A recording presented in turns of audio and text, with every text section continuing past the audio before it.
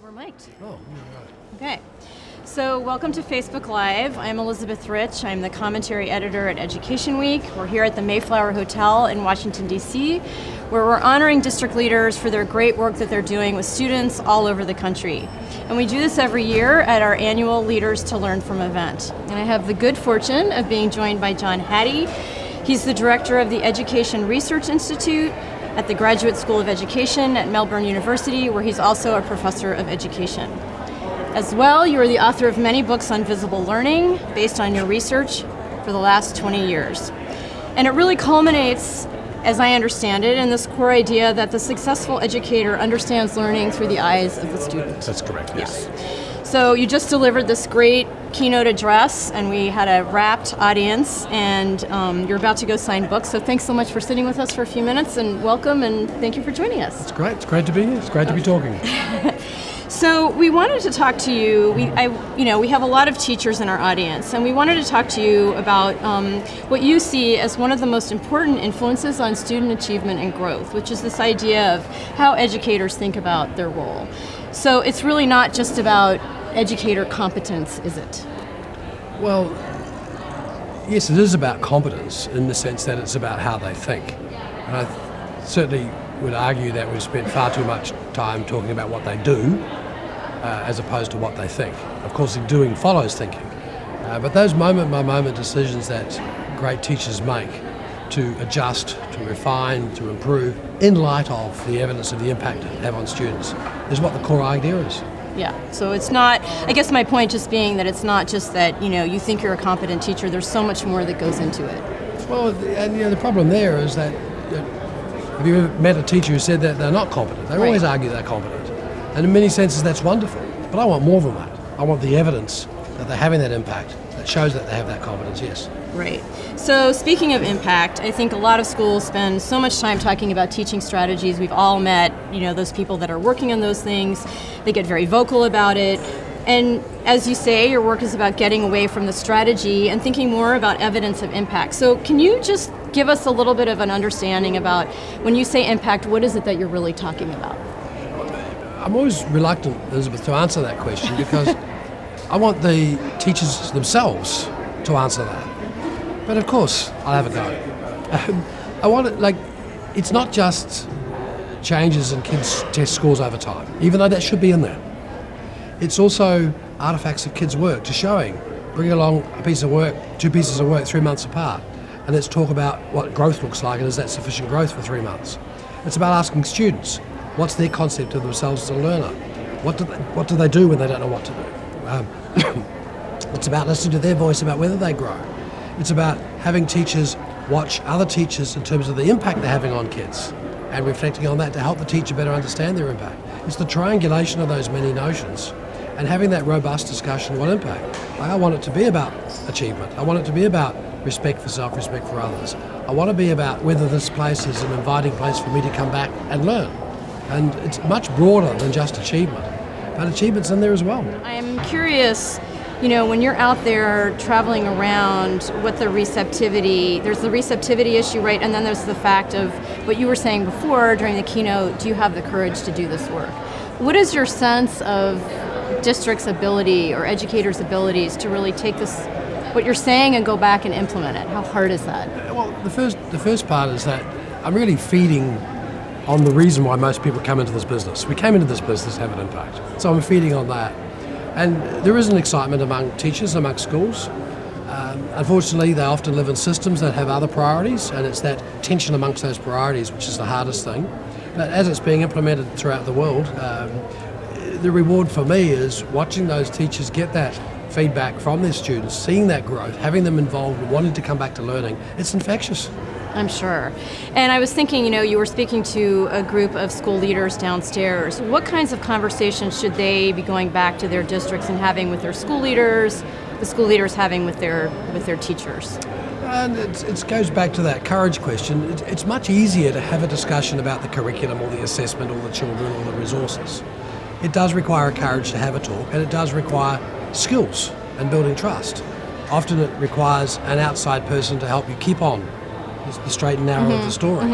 And so, yes, you can have these discussions, but it's kind of like a lot of professional learning. It's not what you learn today, it's what you do when you go back to have those discussions. And I'd like to see a lot more of the school leaders join together and do it together to learn about when it's working, when it's not, how do you do this, what happens when you get a break, what happens when you get a barrier. Because it's hard work out there having this. Many teachers, we did the survey of teachers in New Zealand a few years ago, and they just want to be left alone. Now, that's great if they're having the great impact, but actually it's not, because I want those teachers to be part of the solution. And so we do have to intervene. It's not easy, but it's the right stuff. And how successful are you? I mean, are you seeing communities of school leaders getting together and talking about this work? Is that all over the place? That's what keeps me going. Yeah, we have about 90,000 teachers at the moment in the program throughout the world. My job is quality assurance. I get the evidence of the impact, and it's quite stunning. It's really quite stunning what's happening. And over the years, how are you seeing this work developing or changing? Well, yeah, I'm still the researcher, so I still add to the database. I still look at other parts of things. I'm still asking about why some things don't work when they should, and where they should work, and how it can get better. And so it's always growing that way, and there's always something to do. I've spent the last 4 years looking particularly at how students learn, and that is adding to it. So plenty to come. We looked very strongly at the feedback issue and why it's so powerful but so variable. Right. So keep adding to that. But I also have a great team around me that also publish and do work in these areas and help convert it. Because I write academic ease. They write it into the language that teachers understand, and there's some really good stuff out there. And in terms of how students are learning, what are can you give us some ideas about how, what you're finding out about that? Yeah, it turns out to be a little bit more complicated than the achievement story, in that the same strategy works when you're learning the content, but that strategy doesn't work when you're learning how to relate the ideas. Now, probably the best example is problem-based learning.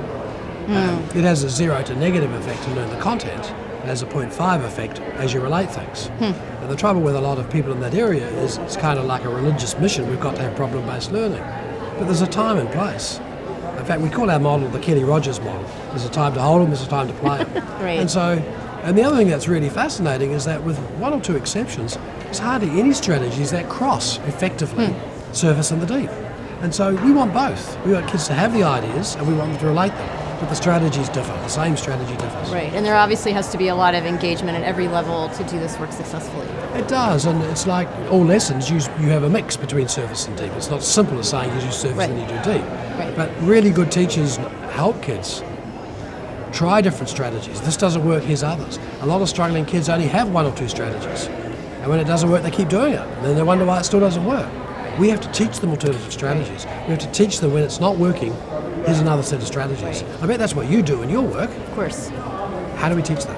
Right, and I love this idea that you were talking about earlier where, it's about imposing the challenge rather than just saying, okay, you've met the mark and now you can go and do something else. Oh, and particularly once kids get about the age of 11 and 12, they thrive on that challenge. They want to be challenged. And if you don't challenge them in the work, boredom sets in, all the problems set in, the withdrawal sets in. They love challenge. So your job's not to help them do their best. Your job is to help them do better than what they think their best is. Yeah, I love that. One of the big issues, and as we're finishing up this conversation, of course, is educator burnout. The rate, at least in this country, I think about half of all teachers leave after 5 years, roughly half of principals leave after 3 years, depending upon what metric you're looking at. So I'm wondering, in this book, 10 Mind Frames for Visible Learning, Teaching for Success, you talk about this issue. And I'm wondering, do you have any sort of parting words of wisdom to offer educators out there about grappling with this burnout problem? I think it comes back to the notion of what you think it means to be a successful teacher. And so often the notion is our job's to be busy. Like, we don't have the efficiency word. We have to be more efficient. This is hard work and something has to go. And unfortunately some teachers think they have to do it by themselves. Seeking help is a sign of failure. If they're not busy, they're not being good. That is the wrong concept of success. Success is having that impact on kids, turning that kids on to that passion that you have for your subject. Seeing things in kids about them that they didn't see in themselves. And if we go back to that, that's the focus of what we're doing. Does it really matter that they're not covered everything? Does it really matter they don't know everything? How do we turn them onto their passion of learning so that they want to come back and do this? So I think we do have to look at how we're more efficient. I think good leaders get rid of stuff and reprioritize. We can't just keep adding. And I think that's true really for every profession. It is. You know, it's applicable everywhere. I know, but we seem to think that we have to do it by ourselves. Right. And the new number one is how we do it collectively, how we build teams. Right. And that's what it's all about. And I'm interested culturally, do you find this unique to any particular country? I mean, I would imagine America, this is a big issue, but maybe it's pervasive. What's pervasive is that teachers too often deny their own expertise. They're nice people. They give credit to the kids. The kids did the work. Yeah. The parents helped. The Yeah. resources were right. We have to stop and stand up for our own profession and say, hey, we have expertise. We change. We cause learning. And quite frankly, we're pretty good at it. Yes, this is true. So I just want to make sure before we wrap up that there's nothing else that you wanted to add to this conversation before we say thank you and you go on to sign all of your books. I know you have a very enthusiastic group of supporters out there. So is there anything else that you feel is really important for people out there to know about this visible learning work? My final challenge would be to look at how you promote our profession. For example, what's on your website to say come to the school? And if it's pretty kids, pretty buildings, pretty music, pretty sport, we're in the wrong business. It should be come to the school because we have great teachers. That's fantastic. Thank you so much, John. I really Thank you. appreciate it. Thank you. And Thank thanks you. everybody out there for watching, and we'll see you next time.